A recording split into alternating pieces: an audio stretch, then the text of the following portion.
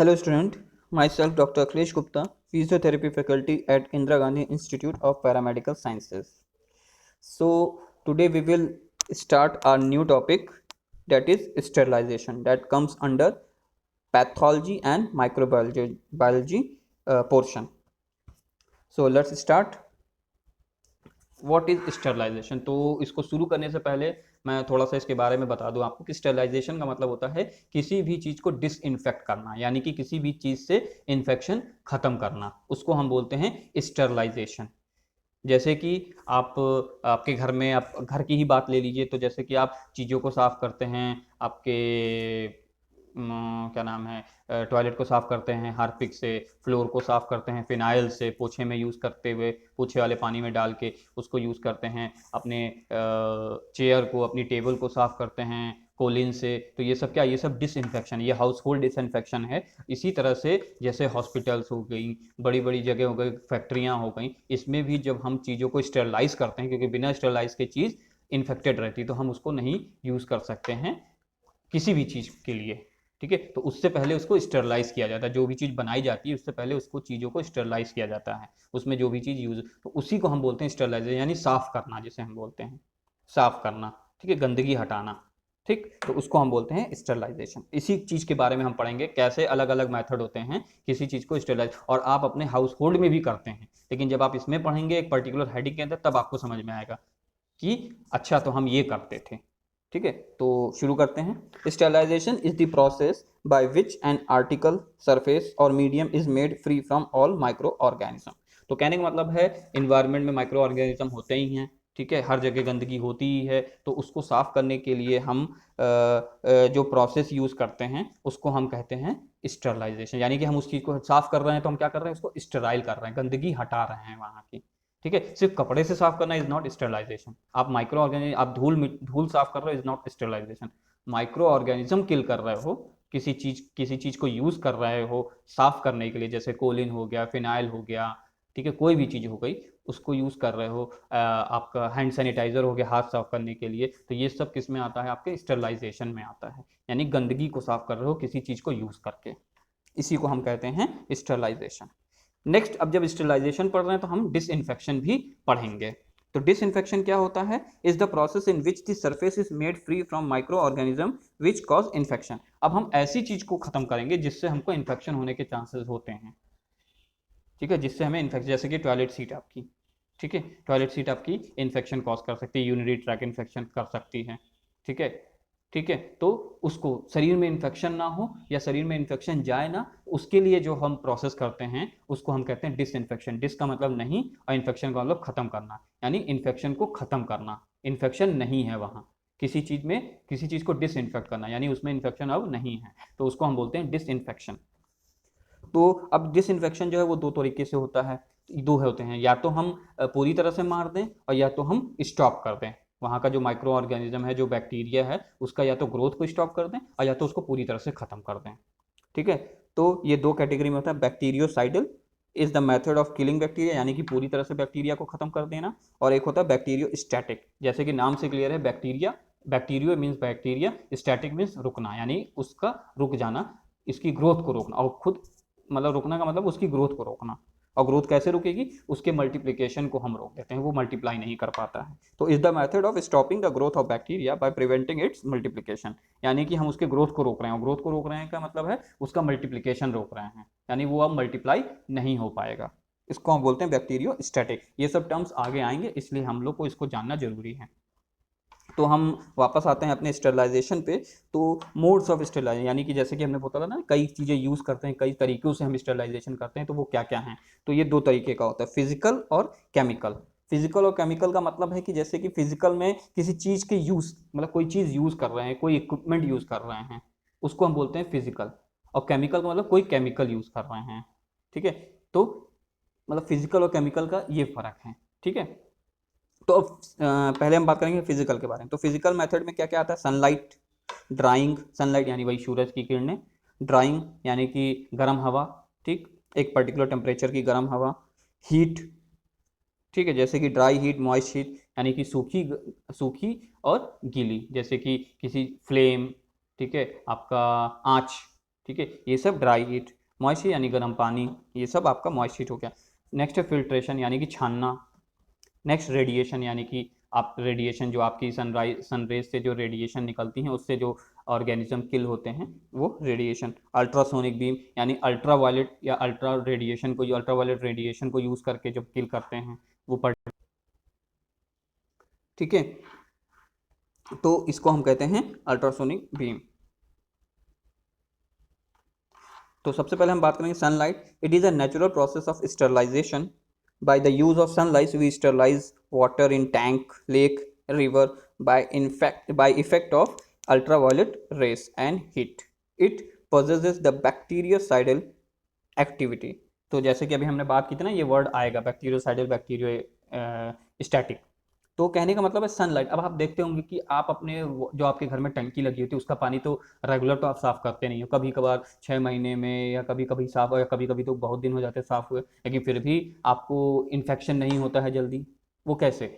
वो इसलिए क्योंकि जो सनलाइट है वो आपके टैंक्स में, खुला नदी जो उसमें भी इन्फेक्शन नहीं होता है, लेक्स होता है उसमें भी इन्फेक्शन क्यों? क्योंकि सूरज की किरणें पड़ती हैं और सूरज की किरणें इतनी इफेक्टिव होती हैं, उसकी स्पेशली अल्ट्रावायलेट रे, अल्ट्रावायलेट इतनी इफेक्टिव होती है कि वो माइक्रो ऑर्गेनिज्म को उसमें जो होता है उसको किल कर देती हैं। तो हमको उसका जो पानी हम यूज़ करते हैं उससे हमको इन्फेक्शन नहीं होता है। और इसकी जो क्वालिटी ये होती है, ये बैक्टीरियोसाइडल होता है, यानी कि बैक्टीरिया को पूरी तरह से ख़त्म कर देता है। बैक्टीरिया के ग्रोथ को रोकता नहीं है कि बाद में जब सनरेज ख़त्म हो जाए तो पनप जाए, नहीं, वो पूरी तरह से ख़त्म ही कर देता है ताकि सूरज ढलने के बाद भी वो पानी आपका साफ रहे। ठीक, नेक्स्ट है ड्राइंग। तो ड्राइंग का मतलब हमने बात की थी कि जैसे कि गर्म हवा को यूज़ करना, ठीक है, हवा को गर्म रूप दे देना, हवा का टेम्परेचर बढ़ा देना, उससे कोई चीज़ सुखाना। जैसे आप हाउस होल्ड की अगर बात करो तो जैसे हेयर ब्लोअर, ठीक है, हालांकि वो तो हम बाल सुखाने के लिए करते हैं, लेकिन उसका टेम्परेचर अगर हम बढ़ा दें तो वो भी एक स्टरलाइजेशन के मोड की तरह काम करेगा। ठीक है, ठीक, ब्लोअर हो गया आपका, ड्रायर हो गया, ये सब चीज़ें आपका। तो drier in air has deleterious effect on many bacteria. कई बैक्टीरिया ऐसे हैं जिस पे ये काम करता है, लेकिन जो स्पोर वाले बैक्टीरिया होते हैं, ठीक है, उस पे ये अनइफेक्टेड होता है, इसीलिए ये बहुत ही रिलायबल मेथड नहीं होता है।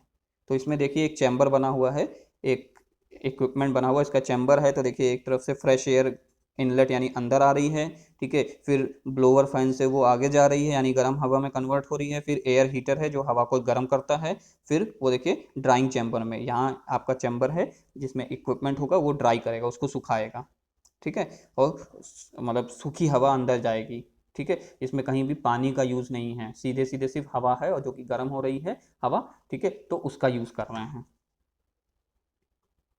नेक्स्ट हम बात करेंगे हीट की, गर्माहट। तो factor influencing sterilization by heat. तो कौन कौन से ऐसी चीज़ें हैं जिससे हीट से जो स्टरलाइज कर रहे हैं हम, ठीक है, हीट आपका कुछ भी हो सकता है, गैस की आंच, मोमबत्ती की आंच, कोई भी चीज़ हो सकती है हीट, ठीक है, ठीक, आपका फायर, ये सब हीट के रूप हो सकते हैं, ठीक है। तो इन तरीकों की हीट की बात कर रहे हैं, ठीक है। तो हीट, ठीक, तो कौन कौन से फैक्टर हैं जो इन्फ्लुएंस करेंगे? तो सबसे पहले नेचर ऑफ हीट, यानी कि किस तरह का हम हीट यूज़ कर रहे हैं, ड्राई हीट यूज यानी सूखी गर्माहट यूज़ कर रहे हैं या गर्म गर्माहट। सूखी गर्माहट का मतलब जैसे कि आँच, आग की आँच आपकी, ये सूखी गर्माहट, और मॉइस्ट हीट यानी गर्म पानी, ठीक है। इस तरह से मॉइस्ट हीट और ड्राई हीट या तो इस पे डिपेंड करेगा। नेक्स्ट है टेम्परेचर एंड टाइमिंग, कितना टेम्परेचर पे हम रख रहे हैं और कितनी देर के लिए रख रहे हैं। नंबर ऑफ ऑर्गेनिज्म, और कितने नंबर ऑफ ऑर्गेनिज्म, इस पे भी डिपेंड करेगा। बहुत ज़्यादा होंगे तो शायद इनइफेक्टिव हो, कम होंगे तो ज़्यादा इफेक्टिव होगी, इस पे भी डिपेंड करता है। Whether organism has sporing capacity और नॉट। तो जैसे कि हमने बात की थी इससे पहले ड्राइंग वाले में, स्पोर वाले बैक्टीरिया पे, तो वही कि उसके पास स्पोरिंग कैपेसिटी है कि नहीं, वो स्पोरिंग वाला बैक्टीरिया तो नहीं है, ठीक है, ठीक, क्योंकि स्पोर से क्या होगा, स्पोर से आर पार हो जाएगा, ठीक, तो इसीलिए स्पोरिंग बैक्टीरिया पे ये निर्भर करता है कि स्पोरिंग वाला होगा तो कम इफेक्टिव होगा, नहीं स्पोरिंग वाला बैक्टीरिया होगा तो ज़्यादा इफेक्टिव होगा। नेक्स्ट है type of material from which the organism is to be destroyed completely. तो अब ये उस पर भी डिपेंड करेगा कौन सा मटेरियल हम क्लीन करने जा रहे हैं, कौन से मटेरियल को हम स्टेरलाइज करने जा रहे हैं, ठीक है, ये उस पर भी डिपेंड करेगा। तो इसमें सबसे पहले हम बात करेंगे ड्राई हीट की, यानी कि सूखी गर्माहट की। तो इसमें अब एक्चुअली क्या होता है, आप सूखी यानी आग की आंच पे किसी चीज़ को गर्म करते हो, उससे इन्फेक्शन दूर करते हो, ठीक है, तो क्या होता है उसमें, एग्जैक्टली क्या होता है। तो killing by dry heat is due to, अब ये ड्राई हीट कैसे काम करता है, प्रोटीन डीनेचुरेशन, अगर कोई लिविंग टिश्यू है, यानी लिविंग टिश्यू का मतलब बैक्टीरिया, बैक्टीरिया लिविंग टिश्यू है तो किसी ऑब्जेक्ट पे आ जाएगा, तो उसके प्रोटीन, क्योंकि हर चीज़ प्रोटीन से बनी हुई है, ठीक है, माइक्रो ऑर्गेनिज्म के भी जो सेल बना होता है प्रोटीन से, तो प्रोटीन को डीनेचुरेट यानी कि उसको खत्म कर देता है। ऑक्सीडेटिव डैमेज यानी ऑक्सीजन की कमी कर देगा, ऑक्सीजन की सप्लाई कम कर देगा तो भी डैमेज हो जाएगा। और toxic effect of elevated level of electrolyte, तो इलेक्ट्रोलाइट्स का जो लेवल है, ठीक है, उसको टॉक्सिक में बदल देगा माइक्रो ऑर्गेनिज्म के लिए, ठीक है, तो वो इस तरह से भी खत्म कर सकता है, ठीक है। अब इसमें भी कई तरह की होती हैं।